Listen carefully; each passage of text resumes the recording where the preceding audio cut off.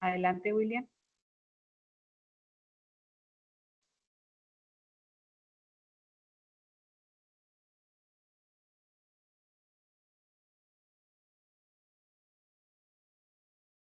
Buen día para todos.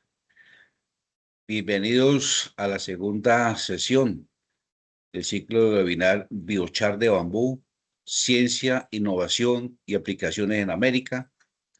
Este evento es organizado por la Red Internacional de Universidades y Centros de Investigación en Bambú, la Ryuchi Bambú, el INVAR, que es la Organización Mundial del Aguado y el Bambú, la Universidad Nacional Abierta y a Distancia UNAD, el Grupo de Investigación de Yumacizo y el Nodo Especializado en Conocimiento de los Espacios Rurales, el CIER. Damos un saludo especial. Invitamos a la doctora Erika Méndez, líder de investigación de la Escuela de Ciencias Agrícolas, Pecuarias y el Medio Ambiente, CAMA, para que nos dirija unas palabras de apertura. Muchas gracias, doctora Erika Méndez, por su saludo de apertura. Bueno, muy buenos días para todos. Muchas gracias por este espacio. Es un honor para mí, en calidad de líder de internacionalización de la Escuela de Ciencias Agrícolas, Pecuarias y del Medio Ambiente, y en general en representación de toda la Universidad Nacional Abierta y a Distancia, UNAD, darles pues, la más cordial bienvenida a todas las personas que se nos unen a esta hora en este encuentro tan importante de este ciclo de webinars, que ya como lo mencionaron anteriormente es el segundo, ¿no? El segundo encuentro. La participación activa por parte de nosotros en esta red, pues junto a todos estos aliados estratégicos, reafirma un compromiso muy importante con la educación sin fronteras. Este evento no es solo una transferencia de conocimiento, es un puente que nos permite trabajar entre pares, entre países hermanos, en donde la academia se une para buscar unas soluciones reales a los problemas que enfrentamos en la actualidad. Hoy enfocamos los esfuerzos en conocer un poco más sobre los fundamentos y la producción, un pilar técnico muy importante y muy esencial. Agradecemos de verdad enormemente a todos los ponentes que nos acompañan y esperamos que este espacio sea de mucho provecho para todos los que se están conectando en esta jornada, que esperamos sea de verdad de mucho provecho para todos ustedes.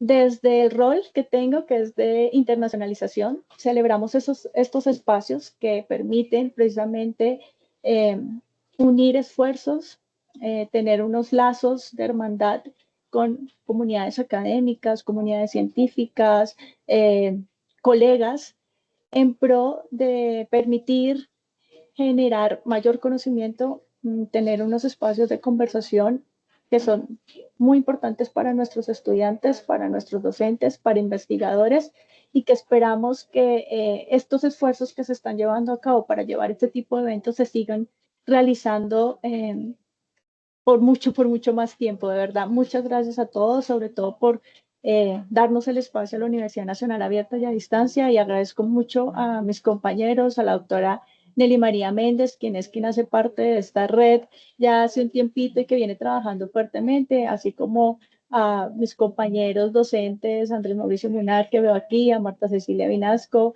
de verdad, muchas gracias y a los demás que estén conectados por permitirnos trabajar de manera aliada y fuerte con otras universidades en pro de estos temas tan importantes para nuestra escuela. Bienvenidos a todos, muchas gracias.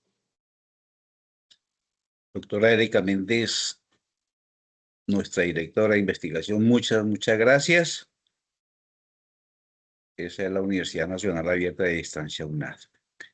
Recordamos a los asistentes que el enlace de asistencia y el formulario de preguntas están disponibles en el chat.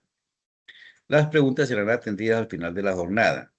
También extendemos la invitación a participar en la tercera jornada del ciclo dedicada a innovación, mercado y políticas para el biochar.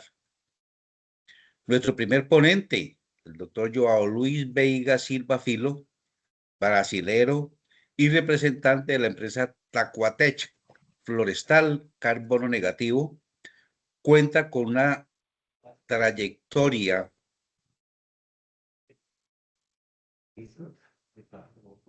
de más de 15 años vinculado al mundo del bambú y sus aplicaciones sostenibles. Su formación técnica inició en 2005 bajo la tutela del arquitecto Guillermo Gallo, consolidando desde el año 2010 una sólida especialidad en el desarrollo y manejo del biocarbón de bambú. Es egresado del Diplomado en Guadua de la Universidad Tecnológica de Pereira en Colombia y recientemente participó en el programa de formación abierta para América Latina de la International Biochar Initiative, IBI. Actualmente, como socio activo de Bambú BR, se destaca por su labor en la integración de biotecnologías para la descarbonización y el fortalecimiento de la agricultura familiar. El doctor Joao Luis Veiga nos acompaña con la conferencia Biochar Tacuatec, biotecnología neolítica para la operación y descarbonización en la agricultura familiar, una comparativa entre dos sistemas de pirólisis. Es de anotar que como traductor nos acompaña el doctor Andrés Mauricio Munar Zamboni, tutor de la Universidad Nacional, quien al final de la conferencia nos va a ofrecer un resumen de lo dicho por el doctor Joao Luis. Doctor Joao Luis, es un orgullo, un honor grande tenerlo en estos momentos con su conocimiento. Muchas gracias. Muchas gracias, Don William, pela apresentação. Todos estão vendo minha apresentação? Ainda não, professor João. Tá... Ainda não, a gente não conseguia olhar a tela. Não aparece para nós.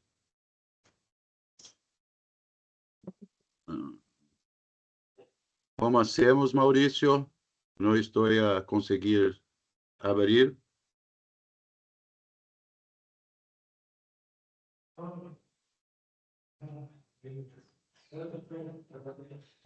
Na parte de cima, tem privilégios para compartilhar a tela. Acima na direita. Já tem privilégios.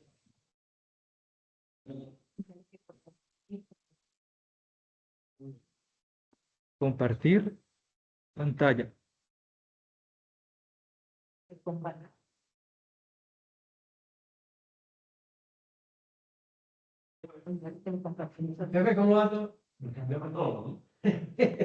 que esperemos que no de cuántos años en abril.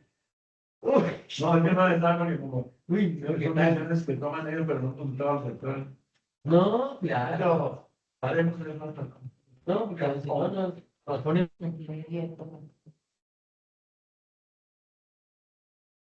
No, Maurício? Agora deu, professor. Sim.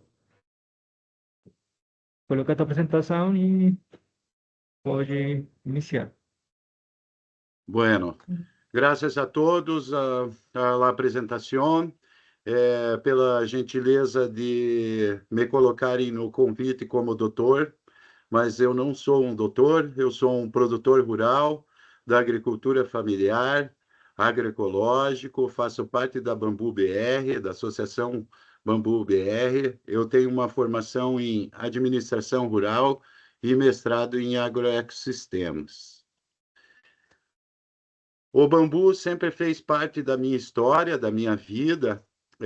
Meu pai, eu herdei uma propriedade rural do meu pai, onde em 1960 ele foi comprar gado recém-importado da Índia aqui na região, e a pessoa que tinha importado ofereceu uma muda de bambu gigante vindo da Índia, e essa moita é a da foto aí que eu estou na frente. Ela está com 65 anos, né, para mais, e continua produtiva, e a gente chama ela de moita-mãe, porque toda a nossa área de produção de asper, né, de Dendrocalamus asper, é vinda dela, né? Como já foi falado, a gente entrou no mundo mais técnico do bambu com o arquiteto Guilherme Gaio, num curso em 2005, onde uma das coisas interessantes foi a apresentação do gênero Guádua, que eu não conhecia, tanto o Guádua angustifolia quanto o Guádua chacoensis, que está aqui a 300 quilômetros de distância nosso, e que está indo muito bem aqui na nossa propriedade. O início do carvão se deu em 2010, a gente teve uma venda não feita, né? Foi feito um corte de mais de 100 colmos para bioconstrução, que acabou não acontecendo essa venda. E eu descobri uma pesquisa da Unesp, levando carvão de bambu para a África, e comecei a tentar replicar. Nessa foto do meio aí, é o tambor que eu comecei a tentar produzir. Nesse caminho, a gente tentou outros sistemas em fornos metálicos e passamos para o forno de tijolo, né? Aqui no Brasil, a forma mais comum de produção de carvão, chamado rabo quente. E em 2018, a gente passou para a produção através do sistema de pirólise cortina de chama, também conhecida como Contic. Não foi uma transição fácil, é um modelo de pirólise totalmente diferente, desenvolvido por um instituto na Suíça, e que a gente vem nesses anos com a prática dele. A gente também, desde o começo, batalhou bastante com a produção de mudas, para tentar aumentar a nossa área produtiva, e também essa questão de produção, né, geral de bambu. Sem produção de muda, nada vai aumentar, com muitas dificuldades no caminho, mas esse último ano aí, esse último verão, eu tive a felicidade de produzir 3.000 mudas para uma papeleira, uma grande papeleira aqui do Brasil, que vai começar a fazer papel para montar o campo de matrizes deles. A gente está tentando passar para a produção em tubetes, para diminuir essa logística. A logística é uma problemática na produção de mudas, então a gente está tentando fazer essa nova técnica, mas com bastante dificuldade também. A nossa área produtiva, a grande maioria com Dendrocalamus asper. Esses das fotos estão com 10 a 11 anos de plantado. A gente também tem Bambusa tuldoides, Bambusa vulgaris, Vitata e Oldame. Em torno de 2.000 moitas, e os guaduas angustifolia e chacoaenses, a gente faz um consórcio nas áreas de preservação que temos, tanto de mata ciliar quanto de reserva legal. E a gente nota que dentro da mata, nesse consórcio, os guaduas vão bem melhores do que a pleno sol solteiros. Gracias por la invitación, que estoy primera vez participando con ustedes. Y bueno, eu quis colocar aqui a linha do tempo do carvão para demonstrar. No voy a olvidar de ustedes. Y Roosevelt también.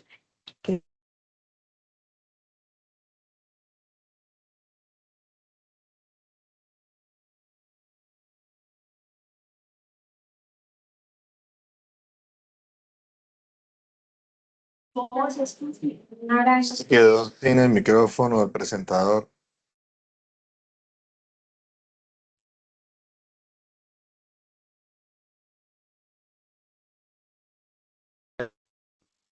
Deus.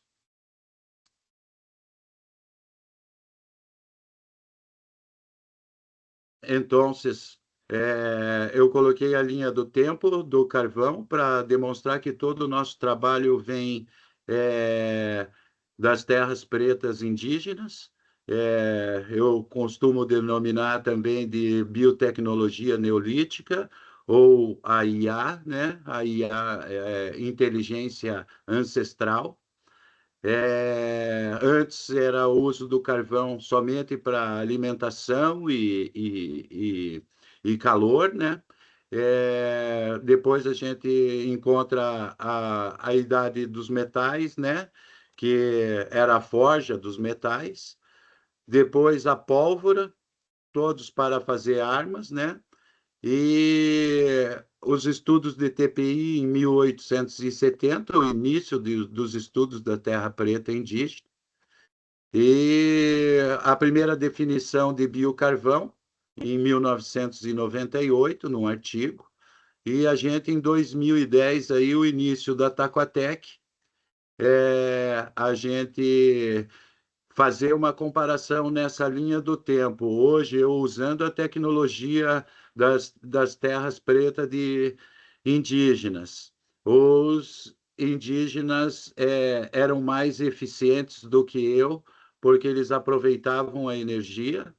Eu não consigo aproveitar a energia da pirólise no processo. Eles já utilizavam essa energia para a questão de de uso para as cerâmicas, né? E também como depósito de resíduos.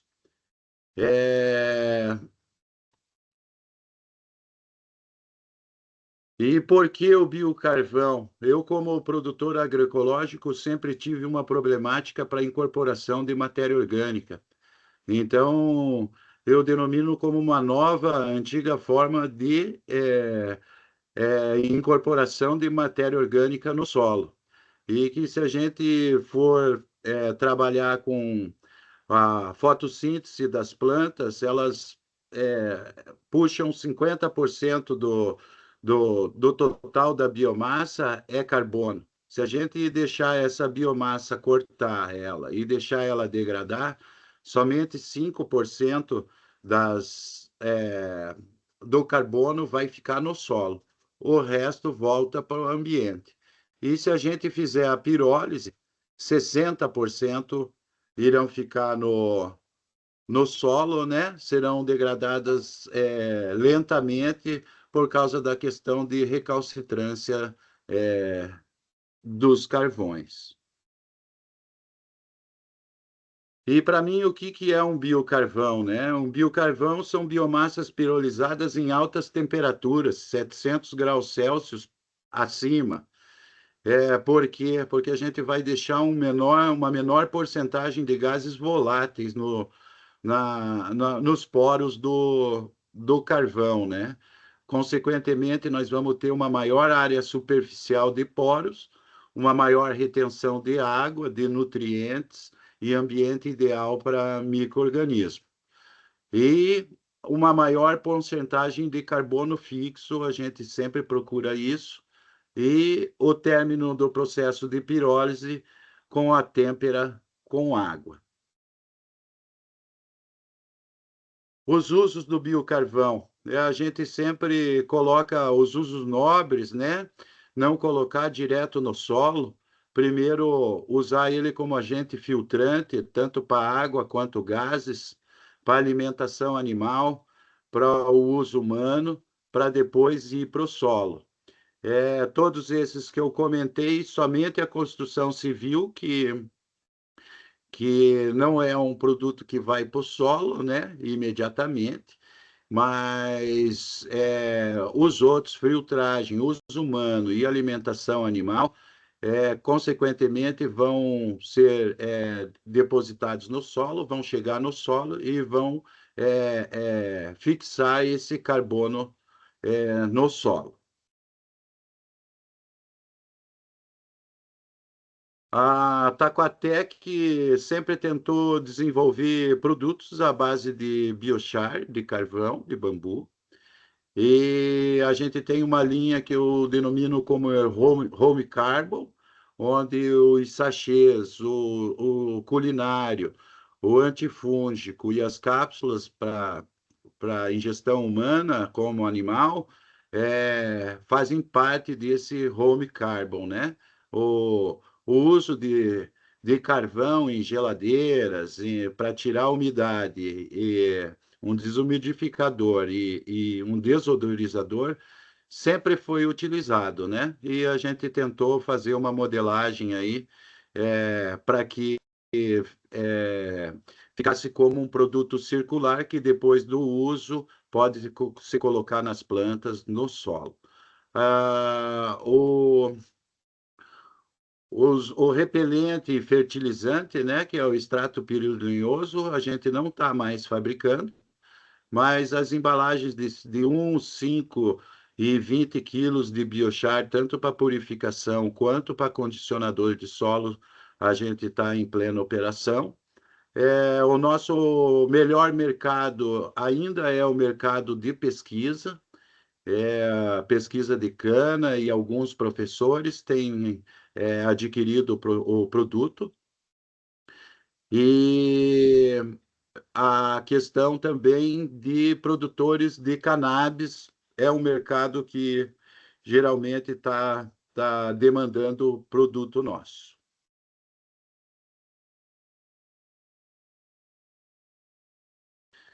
Bom, como eu comentei no título lá do comparativo entre os dois sistemas de pirólise, foram um dos dois sistemas que eu já utilizei, né? E um é o rabo quente e o outro, o da esquerda, é o Contique, ou cortina de chama, que é o que eu uso atualmente. E a gente teve uma melhora muito interessante nas questões de material volátil, passando de 25,8 no sistema fechado para 12,15 no sistema aberto. E na questão do carbono fixo, passando de 63,42 para 81,76. Todos sabem que carvão, até uma análise dessa, para a gente identificar, todos são pretos, né? Para a gente identificar diferenças entre carvão, é muito difícil. Essas análises vieram elucidar que eu estava no caminho certo, e tanto é que após essas análises, né, a gente continuou com o sistema Contic também, por causa da mobilidade do sistema. Então, eu levo ele até a biomassa, não a biomassa até ele. A menor emissão de contaminantes, de fumaça, vocês podem ver pela foto ali, não está emitindo nada. E também pela questão de rendimento de produção. Enquanto eu levava 7 dias para fazer uma quantidade no forno fechado, em 2 dias eu produzo isso no nosso Contic. A partir desses resultados, a gente se fortaleceu para a questão de crédito de carbono, indo buscar diretrizes para a gente começar a seguir e se adequar a uma certificação.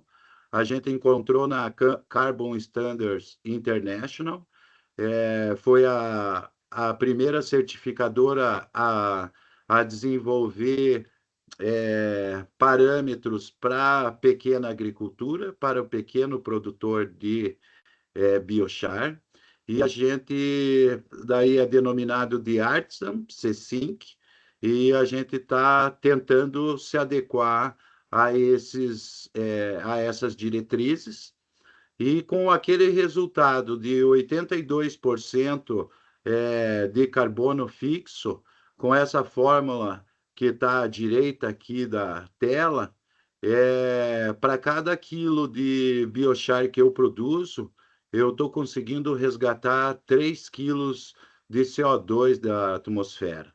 Isso quer dizer o quê? Que para cada tonelada de biochar produzido, eu resgato ou ganho 3 créditos de carbono.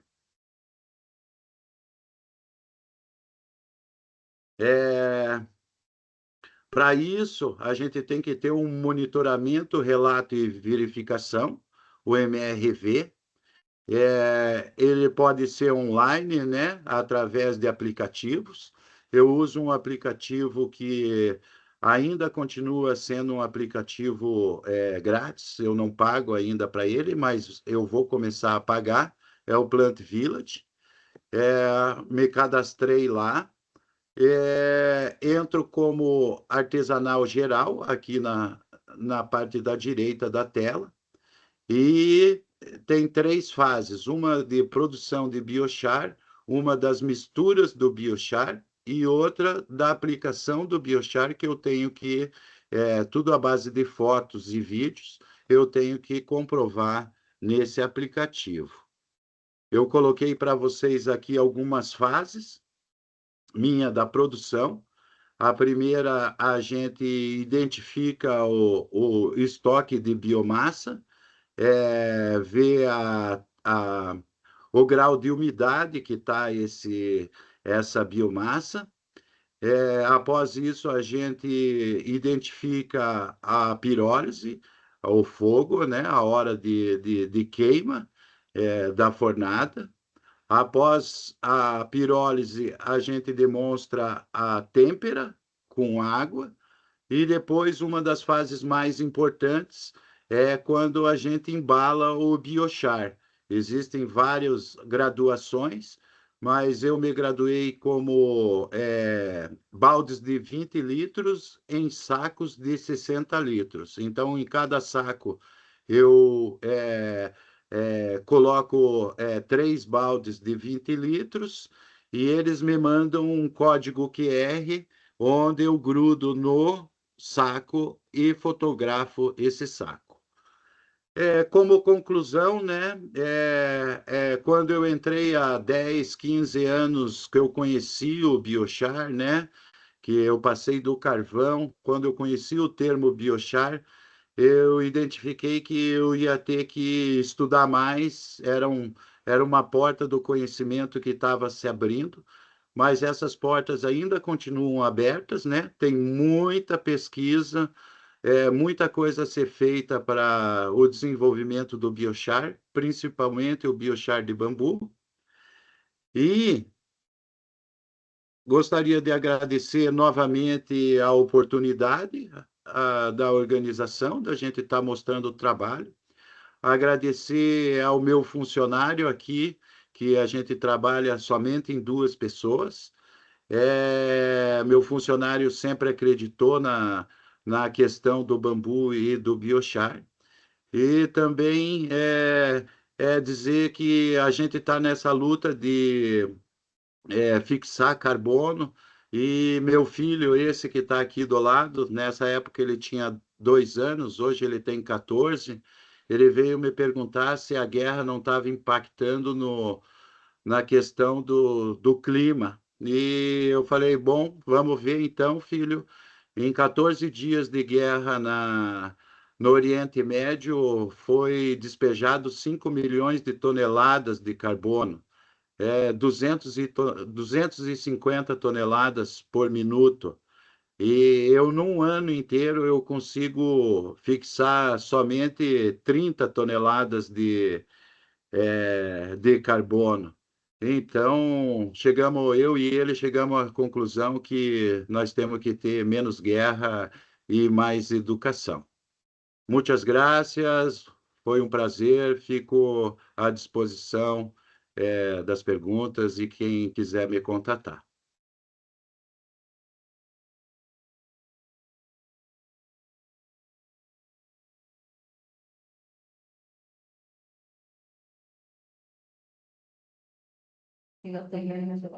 Muito obrigado, professor João.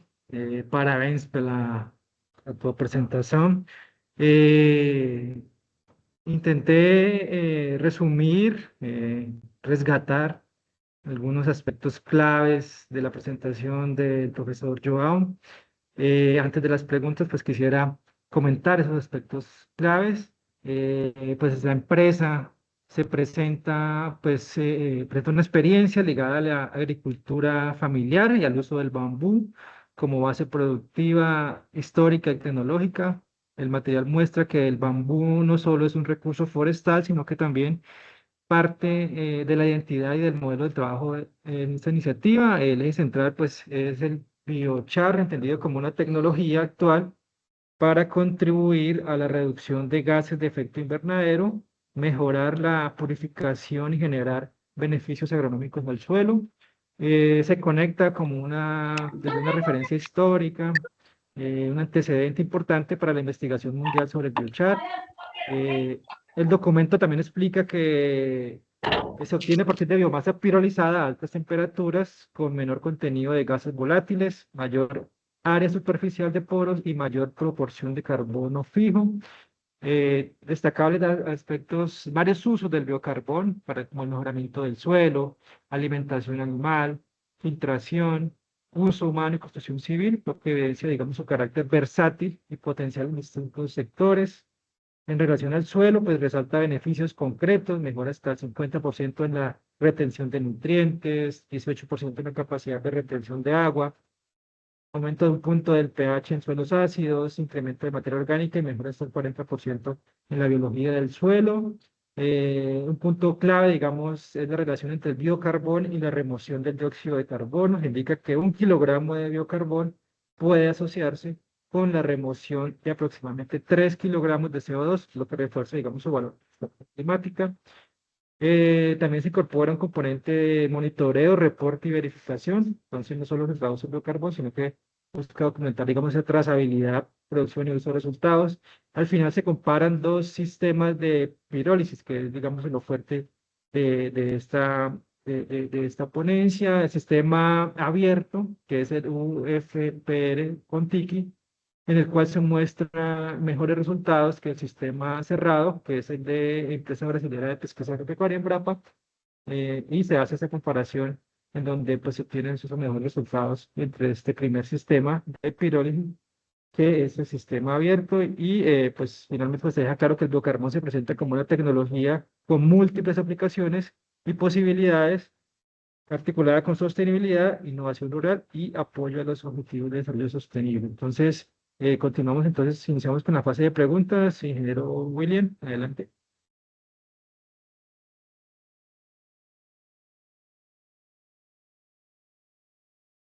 Hablábamos de que hiciéramos las preguntas al final de la jornada para ir resumiendo.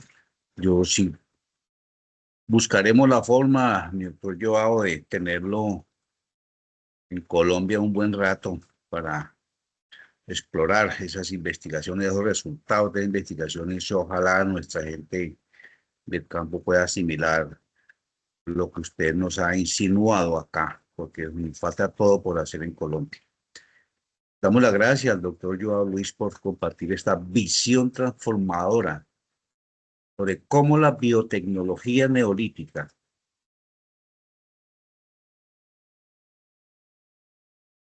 puede ser y debe ser un motor de cambio y sostenibilidad para nuestras comunidades agrarias. Esta experiencia desde el estado de Paraná nos enseña que mediante biotecnologías neolíticas y sistemas de pirólisis eficientes, los pequeños productores no solo generan productos de alta calidad, sino que se convierten en verdaderos sumideros de carbono. Doctor Joao Luis, gracias por presentarnos este modelo de producción sostenible y económicamente viable. Gracias, don William. Realmente tenemos que hacer todos los esfuerzos para traer esa información y nosotros, como les comentaba al inicio, ser los vehículos para que nuestra gente del campo la asimile, ojalá en el menor tiempo posible, porque ya vemos las bondades y los servicios ambientales que nos presta. También agradecemos a nuestro traductor, el doctor Mauricio Munar. Aquí tenemos talento hecho, talento propio, y que nos ha colaborado siempre en nuestro grupo de investigación. Las preguntas para esta y la próxima conferencia se pueden hacer en el formulario que encontrarán, que ya está expuesto en el chat, para que al final resumamos y podamos todos darle como un carisma de eficiencia y eficacia a este esfuerzo que estamos haciendo a nivel de América Latina, de América. Damos la bienvenida a los ingenieros